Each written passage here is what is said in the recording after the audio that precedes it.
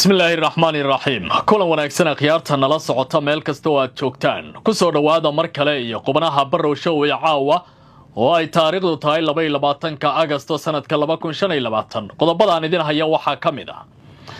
Israel iyo Masar oo ciidamadoodu ay halis yihiin inay isku dhacaan kadib markii la fiiriyay dhaqdhaqaaqa ciidamada Israa'iiliyiintu ay ka sameynayaan badda cas qubarada militarigu waxay ka digayaan xaaladan inay saameyn ku yeelanayso amniga qowmiga ah ee wadankaasi Masar asaate warar soo baxaya oo ka yimi militariga Israa'iil ayaa tilmaamaya in dhaqdhaqaaqyada ay ka sameynayaan badda cas ciidamadooda ay uga gol leeyihiin inay ka hortagaan gulufyada weerarka ah oo ka imaanaya dhinaca Xuutiyiinta ee ku wajahan maraakiibta caalamiga ah ee gooshaya marinka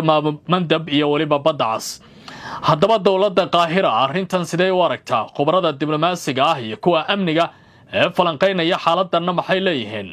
warbixin ayaan idinka siinaya arrimahaasi marka la fiiriyo wararka ka imaanaya dalka Mareykankuna waxay sheegayaan in mas'uuliyiin kala duwan oo Iran iyo waliba hay'adda atomikada qaramada midoobay iyo dawladda Mareykanku ay yeelan doonaan kulan saddex geesood oo looga hadlayo arrimaha nuclear-ka dawladda Iran dawladda Tehran markan miyay tanaasushay mase dawladda Islaamiga ah ee Iran waxa ay damacsan tahay qorshe arrimahaasi ka fog maxaa lagu wadaa wada hadalladaasi miiska in lagu soo saaro warbixin ayaan idinka siin doonaa arrimahaasi waxa inta raaci doona dawladda Pakistan oo abaabulaysa shir u dhaxeeya mucaaradka iyo muxaafadka dawladda la yiraahdo Afghanistan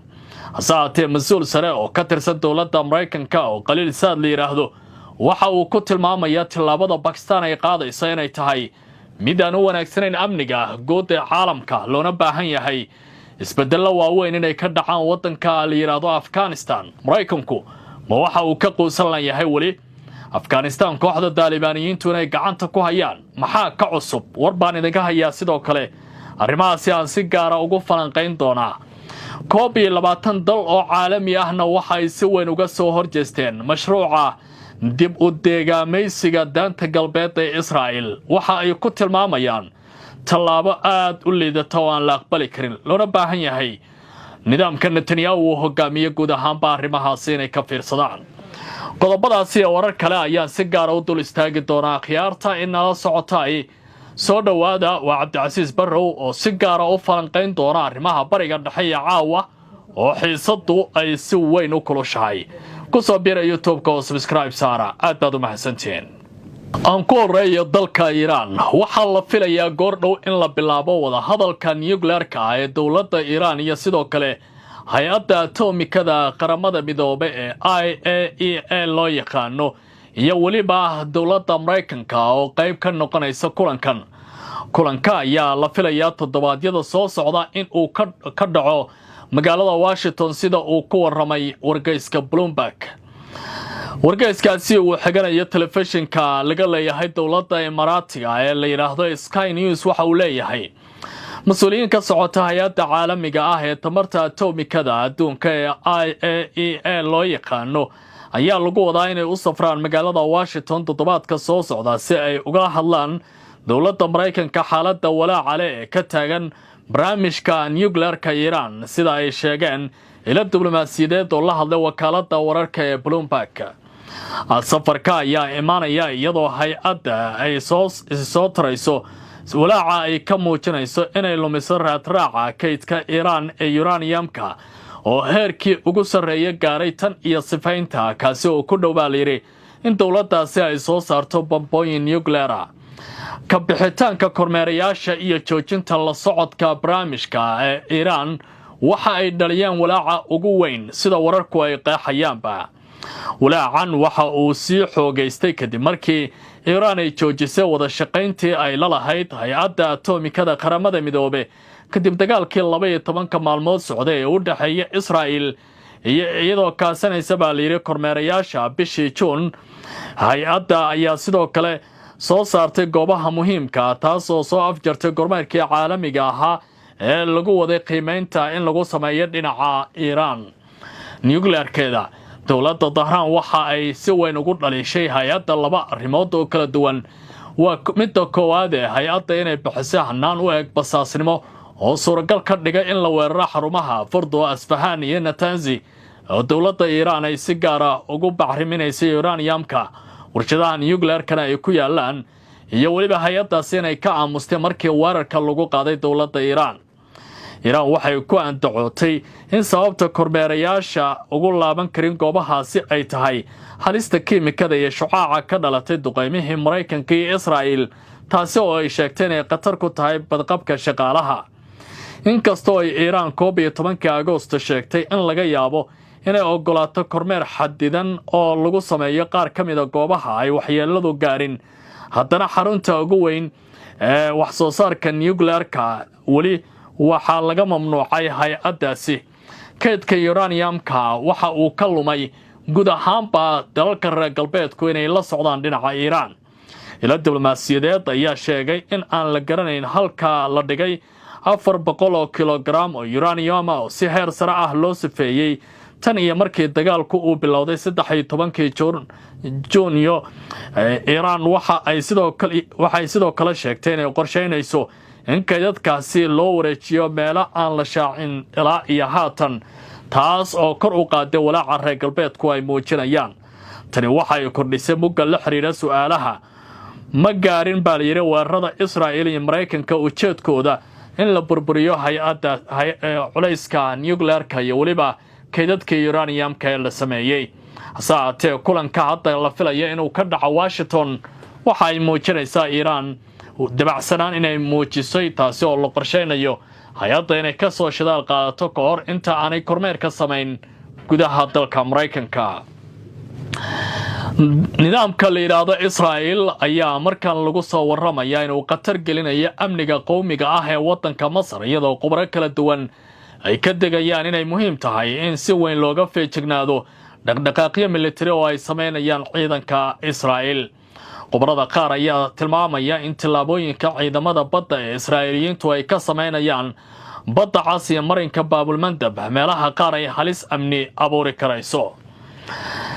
dhaqdhaqaaqyo militari oo ay Israa'iil ka wado badda Cas ayaa dhaliyay su'aalo ku saabsan inay halis ku yihiin ammaanka qaranka Masar iyagoo gobolka uu wajahaya baa la yiri xiisad isi soo taraysa oo ay ka mid yihiin weerarada Xuutiyiinta ee lagu beegsanayo maraakiibta caalamiga ah ee ka socdaalaya maranbiyoodka muhiimka ah ee badda Cas iyo Baabulmandab mowqifka Israa'iil ayaa durbaba la cadeeyay ku saabsan arrimahan afayeen u hadla ciidamada Israa'iiliyiinta ayaa sheegay in dhaqdhaqaaqa lagu saleeyay ilaa iyo dhowr qodob oo kala duwan waxaana ugu horeeya ilaalinta wadiiqooyinka ganacsiga caalamiga ah ee badda Cas isagoo tilmaamay mas'uul u hadla ciidamada Israa'iiliyiinta in munaasabadaha ciidanka ee baddu ay ka mid yihiin qorshaha kor loogu qaadayo diyaargarowga ciidamada badda ee Israa'iil si ay ula tacaalaan hanjabaadaha uga iman kara meelo ka duwan Israa'iil ayaa waxa ay xirtay joogitaankeeda ama waxa ay kor u qaaday baa la yiri joogitaankeeda militari ee badda Cas iyadoo la xiriirinaysa amniga qowmiga ah ee Israa'iil iyo ilaalinta maraakiibta ama shirkadaha Israa'iil u raran ee halkaasi ku soo wajahan hasaatee hadda waxaa bilaabatay diblomaasiyiin masaari ah arrimahaasi su'aalo inay geliyaan Dr. Ahmed Al-Shahaad oo ah qabiir ku takhasusay arrimaha amniga iyo waliba madax banaanida qaramada ayaa wareysi uu siiyay barnaamijka Studio 1 ee Sky News Arabic ku sheegay dhaqdhaqaaqa militari ee Israa'iil ee badda Cas inay u arkaan hanjabaad toos ah oo ku wajahan ammaanka qaranka ee dalka Masar isagoo hadlaya mas'uulkan waxa uu intaa ku daray badda Cas in ay tahay lafdhabarta istiraatiijiga nolosha ee dalka Masar iyo isla markaana in janaalka Suez uu yahay marinka ugu muhiimsan ee maraakiibta ganacsiga adduunka sidaa darteed wax kasta oo qatar gelinaya amniga baddaasi waxay qatar gelinayaan amniga qowmiga ah ee qaranimada Masar Dr. Al-Shahaad waxa uu xusay in korarka joogitaanka militari ee Israa'iil ee badda Cas uu keeni karo isbedel xiisada cusub ee Masar ay ku qasbanaan doonto in ay la timaado tixgelin dhanka difaaca ah iyadoo ilaalinaysa danaha qaranka gaar ahaan badqabka maraakiibta iyo waliba xaaladaasi hadda ganacsiga la xiriirta dowladda Pakistan waxay martigelinaysaa shirkii ugu horeeyay oo isugu imaanayaan dowladda Taliban ee Afghanistan iyo waliba mucaaradka ka aragtida waxaana la doonayaa in la soo gabagabeeyo arrimaha kale aragti duwanaanta dadka Afgaaniyiinta arrintan waxaa sidoo kale si weyn uga soo horjeestay qaar ka mid ah diblomaasiyiinta Mareykanka oo ku tilmaamay in tallaabadaasi aysan ahayn mid wanaagsan. dowladda Pakistan ayaa shaacisay in toddobaadkan ay soo socoto martigelin doonto baa la yidhi kulan iyo shir muhiim ah oo isugu imaanayaan siyaasiyiinta iyo mucaaradka dowladda Taliban ee Afghanistan si looga doodo mustaqbalka dalkaasi iyadoo la eegayo sidii loo heli lahaa midnimo qaran oo lagu kalsoonaan karo oo dhaxmarta bulshada Afgaaniyiinta. shirkan oo ah kii ugu horeeya oo nuuciisa ah tan iyo markii ay Taliban la wareegtay dalada awoodda Afghanistan 4 sano ka hor ayaa ku soo beegantay iyadoo sii xoogaysanaysa khilaafka u dhaxeeya Islamabad iyo Kabul, gaar ahaan arrimaha xuduudaha iyo weliba weerarada kooxaha hubaysan ee ka dhanka Pakistan. ujeedada shirka ayaa lagu tilmaamay midnimo, kalsooni iyo wada hadal. waxaa shirkan qabanqaabinaya Maxadka South Asia for Strategy Stability ee loo soo gaabiyo SASI oo ah xubin ama xarun cilmi baaris oo fadhigeedu yahay Pakistan, waxaana la kaashada baa la yidhi urur Maraykana oo la yidhaahdo Women for Afghan Women, iyadoo lagu magacaabayo xagga kalsoonida iyo weliba midnimada dalkaasi. shirka waxa uu socon doonaa 25 ilaa 26 Agoosto ee sanadka 2025 isagoo ka dhici doona magaalada Islamabad, laguna soo afjari karo kala qaybinta ballaaran iyo diblomaasiyadda siyaasiyiintii hore, xubno baarlamaan iyo ururada rayidka ee Afghanistan kuwaasi oo ka aragti ah dowladda. inta badan mas'uuliyiinta ugu caansan dowladda Afghanistan ayaa ka qayb gali doona kulankan, waxaana ujeedadiisu yahay guud ahaanba in lagu soo gabagabeeyo xaaladda waddankaasi iyo kala qaybsanaanta shacabka Afgaaniyiinta. 20 dowladood oo caalami ah ayaa si weyn uga soo horjeesaday tallaabada dowladda Netanyahu ay ku doonayso inay deegaameyn uga samayso daanta galbeed ee webiga Urdun ee dhulka Falastiiniyiinta. tallaabadan ayaa lagu tilmaamay inay tahay mid guud ahaanba quus gelinaysa caalamka iyo wadajirka ummadeed ee Falastiiniyiinta. 20 dowladood waxaa ku jira boqortooyada midowday Ingiriiska, Faransiiska, Canada, Spain, Talyaaniga, waxaana si wadajir ay u cambaareeyeen go'aanka nidaamka Israa'iil ee ku saabsan mashruuca deegaameynta cusub ee laga hirgelinayo